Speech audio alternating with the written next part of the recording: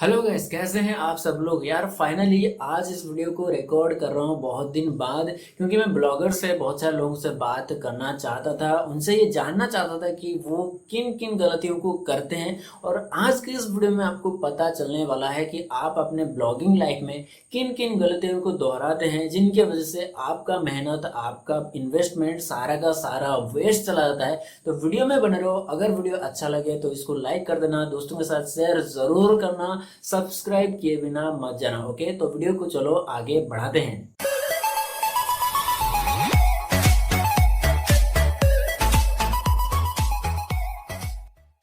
अगर बात करते हैं ब्लॉगिंग की, तो यहाँ पर मैक्सिमम लोग गलती करते ही हैं स्टार्टिंग के दिनों में। मान के चलो एक कोर्स को 10,000 लोगों ने परचेस किया भी है, तो भी आई एम प्रीटी श्योर कि उस कोर्स में से 10,000 लोगों में से 100 या 200 लोग ही उस कोर्स को प्रॉपरली फॉलो करते हैं और अपने ब्लॉगिंग करियर में ऊपर आ जाते हैं। बाकी सारे लोग कई सारे शॉर्टकट्स को अपनाते हैं, कई सारे फ्री ट्रिक्स को अपनाते हैं, कई सारे वीडियोस को देख के वहां पर बताया जाता है आर्टिकल्स पिन कर दो, इस तरह से काम करो तो यार आपका आर्टिकल रैंक कर जाएगा। उन टिप्स को अपने वेबसाइट पर अप्लाई करते हैं और जिसके वजह से ना तो कभी उनको एडसेंस मिलता है और ना ही कभी मिलने का चांसेस रहता है, और ना ही गूगल उनके वेबसाइट को एक अच्छा वेबसाइट यानी एक ट्रस्टेड वेबसाइट मानता है। इस तरह से उनका मेहनत पूरी की पूरी वेस्ट चला जाता है।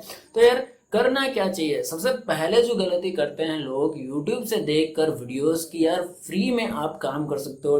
.blogspot.com, .wordpress.com, .wix.com इस तरह का डोमेन पर काम करके आप अर्निंग कर सकते हो। तो यार उन वीडियो की तरफ मत जाओ, वो वीडियो जरा सा फेक है। ये हो सकता है आपका नसीब अच्छा होगा तभी जाके आपको एडसेंस मिलेगा, लेकिन फिर भी ये गारंटी नहीं है कि आपका वेबसाइट रैंक करेगा, क्योंकि यार पहले से ही बहुत सारे लोग .com या फिर अपना कोई कस्टम डोमेन लेकर वहां पर काम कर रहे होते हैं, और गूगल उन वेबसाइट को ज्यादा ट्रस्टेड मानता है जिनके ऊपर एक कस्टम डोमेन होता है।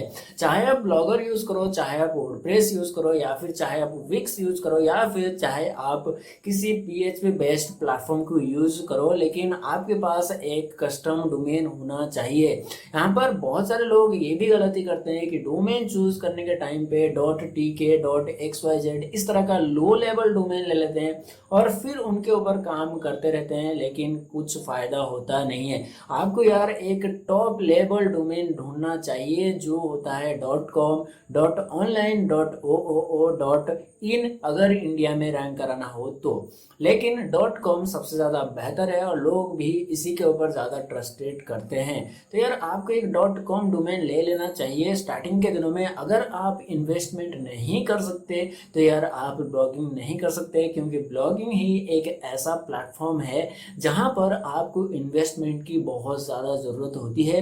और जाहिर सी बात है, अगर आप कोई शॉप खोलते हो या फिर कोई कंपनी खोलते हो तो पहले आपको इन्वेस्टमेंट करना ही पड़ता है, वो भी अच्छा खासा। और यहाँ पर भी सेम वैसा ही है। मान के चलो कि आपका वेबसाइट एक दुकान है जहाँ पर आप अपने वेबसाइट को तरह तरह के आर्टिकल से यानी प्रोडक्ट से सजाते हो।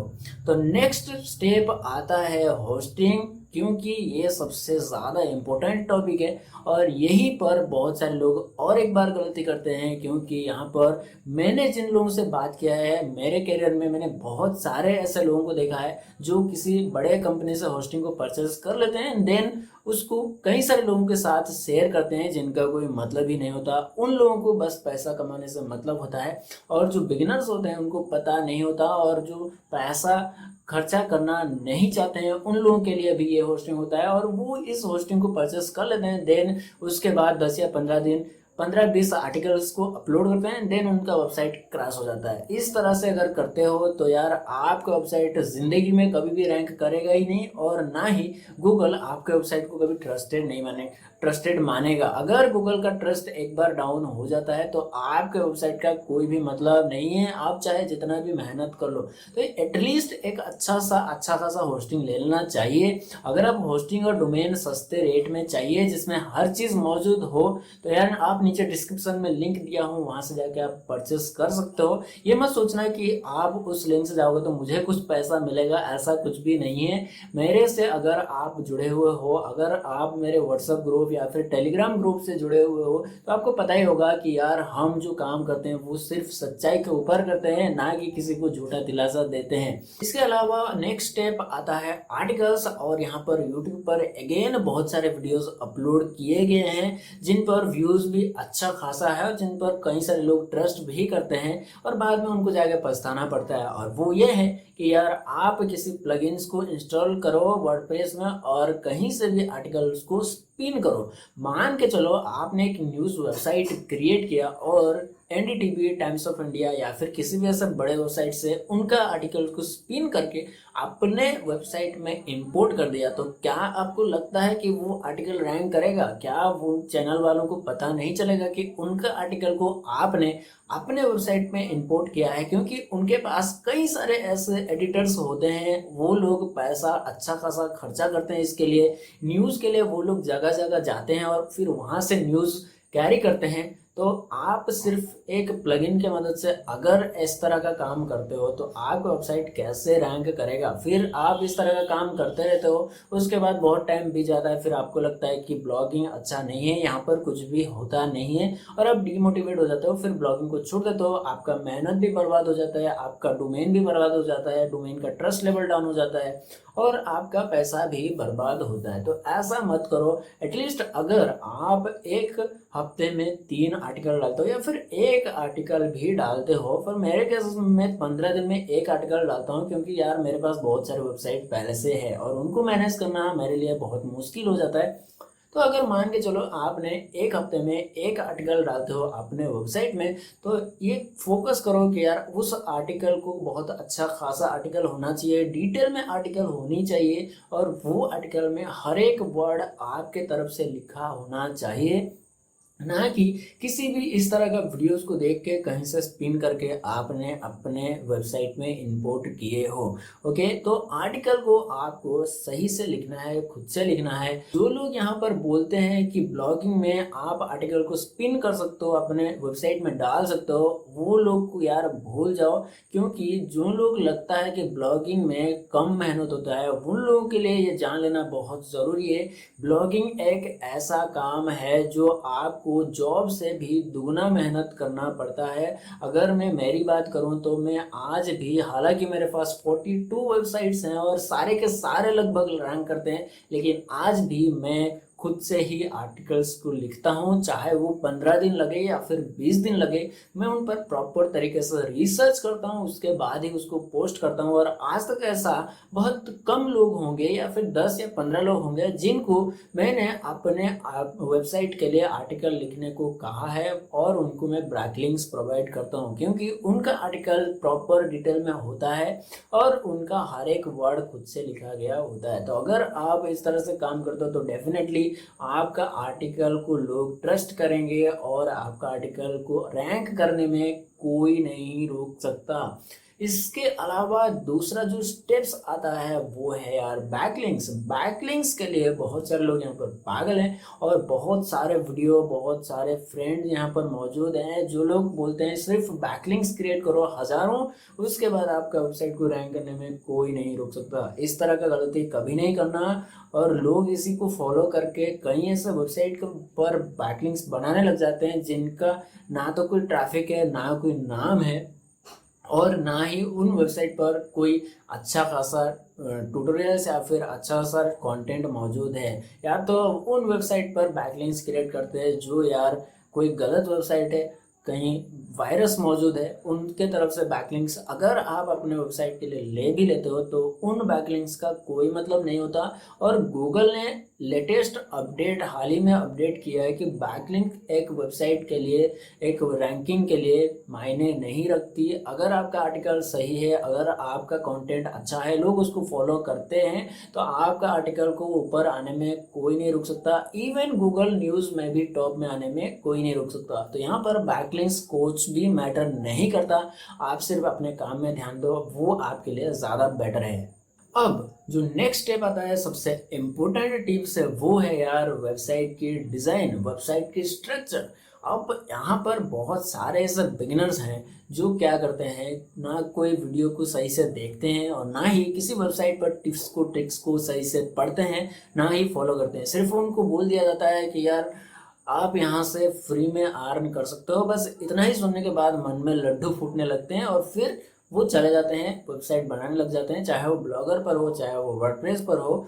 तो चले जाते हैं, वेबसाइट क्रिएट कर लेते हैं और कहीं से भी फ्री थीम, फ्री में सब कुछ मिल जाता है। यहाँ पर वर्डप्रेस अगर आप यूज़ करते हो तो फ्री में वहाँ पर भी मौजूद है और ब्लॉगर पर भी फ्री में मौजूद है, और सिर्फ थीम को इंस्टॉल कर लेते हैं। लेकिन अगर वर्डप्रेस यूज़ करते हैं तो कुछ प्लगइन्स को इधर उधर से इंस्टॉल कर लेते हैं जिनका कोई मतलब नहीं होता। हर एक वेबसाइट के लिए अलग प्लगइन होता है और वो इंस्टॉल करते हैं कुछ और, वेबसाइट है कुछ और थीम को सिर्फ इंस्टॉल करने के बाद उनको लगता है कि उनका वेबसाइट उन्होंने बना लिया है और फिर उनके ऊपर काम करने लग जाते हैं, जो बाद में जाके बहुत सारे प्रॉब्लम्स क्रिएट करते हैं। अगर आपको वेबसाइट बनाना नहीं आता है, अगर आपको कंटेंट लिखना नहीं आता है, तो आपको डेफिनेटली किसी का सर्विस ले लेनी चाहिए जिसके ऊपर आपको बताया जाता है कि यार आपको किस तरह से काम करना है। अगर आपको आर्टिकल लिखना आता है तो वो डेफिनेटली लिखो, लेकिन आपको वेबसाइट बनाने के लिए किसी को देना चाहिए, किसी का सर्विस लेना चाहिए जो आपको अच्छा खासा वेबसाइट बना के दे, सारी चीज़ें प्रॉपरली तरीके से करके दे। हालांकि मेरा भी सर्विस है, कई लोग मुझ पर ट्रस्ट करते हैं, कई लोग मुझ पर ट्रस्ट नहीं करते हैं। अब उनके ऊपर है कि भाई कौन ट्रस्ट करता है कौन ट्रस्ट नहीं करता है। हालांकि भरोसा तो करना पड़ता है क्योंकि यार हर कोई यहाँ पर गलत नहीं होता। अगर आप मेरा सर्विस लेना चाहते हो तो उसका प्राइस है 4000 रुपीज़, जिसके अंदर एक वेबसाइट बना के दिया भी जाता है विथ होस्टिंग। तो अगर आप लेना चाहते हो तो ले सकते हो, रैंकिंग का गारंटी है। लेना चाहो तो नीचे डिस्क्रिप्शन में लिंक है या फिर नंबर है, आप मुझे व्हाट्सएप पर मैसेज भी कर सकते हो, वहाँ से आप सर्विस भी ले सकते हो। अब यहाँ पर सर्विस लेने से पहले मैं आपको क्लियर कर देना चाहता हूँ कि आपको पहले ही पे करना पड़ेगा 100%। अगर आपके पास पैसा नहीं है, अगर आप स्टूडेंट हो तो यार आपको थोड़ा बहुत कम करके मिल जाएगा, लेकिन आपको 100% पहले पे करना पड़ेगा। ओके, अब नेक्स्ट के तरफ जाते हैं। ये मेरा थोड़ा प्रमोशन का टॉपिक था, अभी जाते हैं नेक्स्ट के तरफ। अब नेक्स्ट टॉपिक है वो है यार इमेज। अब इमेज क्रिएट करने के लिए मैंने एक वीडियो पहले ही बना चुका हूँ, बहुत ज़्यादा मुश्किल नहीं है। किसी का इमेज आप कॉपी ना करो, वो आपके लिए ज़्यादा बेटर है। हमेशा यूनिक रखो इमेज। चाहो तो आप बैनर भी लगा सकते हो। आप canva.com पर जाके बैनर को, इन्फोग्राफी को, जिसे इन्फोग्राफी कहते हैं, उसको क्रिएट कर सकते हो। उसमें लोगों को ज़्यादा अट्रैक्शन का ताकत रहता है। अगर आपको क्रिएट करना आता है तो कर लो, नहीं तो आप मेरे दूसरे वीडियोस को देख सकते हो, इधर या फिर इधर आ रहा होगा, वहाँ पर आप जाओ, देखो कि इमेज को किस तरह से क्रिएट किया जाता है। बहुत ज़्यादा आसान है, इतना ज़्यादा कोई मेहनत वाला काम नहीं है। अब नेक्स्ट आता है वो है प्लेटफॉर्म। आप चाहो ब्लॉगर यूज करो या फिर चाहो वर्डप्रेस यूज करो या फिर चाहो आप wix.com की यूज करो या फिर कोई दूसरे अनदर नेटवर्क को यूज करो, लेकिन आपको यहाँ पर प्लेटफॉर्म को एक बार चुनना होगा। आपको यहाँ पर एक ही बार टॉपिक को चुनना होगा। अगर आप ब्लॉगर के साथ जाना चाहते हो तो ब्लॉगर के साथ ही बने रहो, लेकिन ब्लॉगर के वहाँ पर बहुत ज़्यादा मेहनत करनी पड़ती है। अगर कंपेयर करें वर्डप्रेस और ब्लॉगर को तो यार वर्डप्रेस बहुत ज़्यादा बेहतर है और यहाँ पर एडसेंस रैंकिंग बहुत ज़्यादा तेज़ी से होता है। ब्लॉगर के साथ आपको 60 से 70 आर्टिकल्स लिखने पड़ेंगे, तब तक आपको पैसेंस बनाए रखना पड़ेगा, जब तक आपका वेबसाइट रैंक ना कर जाए, जब तक आपके वेबसाइट में एडसेंस ना मिल जाए, जब तक आपके वेबसाइट का एक ट्रस्ट लेवल ना बन जाए। अगर आप वर्डप्रेस यूज करते हो तो यार आपके लिए सुनहरा चांस है, गोल्डन चांस है, आपका वेबसाइट रैंक कर जाए और आप वहां से अर्न करना स्टार्ट कर दो। तो मैं हमेशा कहता हूँ लोगों को यार एक टॉपिक पहले डिसाइड कर लो एंड देन सीधा वर्डप्रेस पर चले जाओ। पहले दिनों में आपको थोड़ा बहुत इन्वेस्टमेंट लगेगा।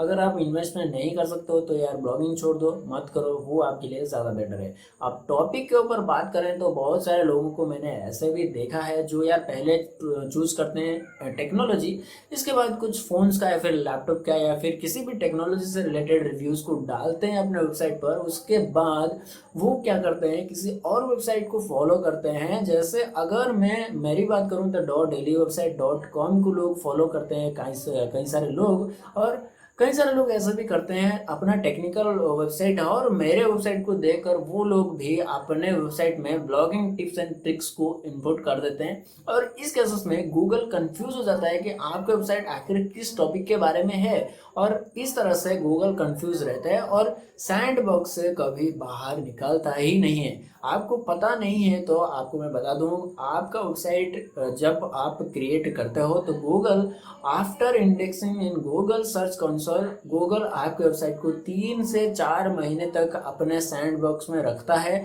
जब तक उसको आपके वेबसाइट का एक ट्रस्ट लेवल पता नहीं चल जाता है तब तक आपके वेबसाइट को वो इनपुट करता ही नहीं है, बाहर दिखाता ही नहीं है। तो आपको एक टॉपिक डेफिनेटली चूज करना चाहिए। स्टार्टिंग दिनों में व्यूज नहीं आते, ना ही आपका आर्टिकल रैंक करते हैं।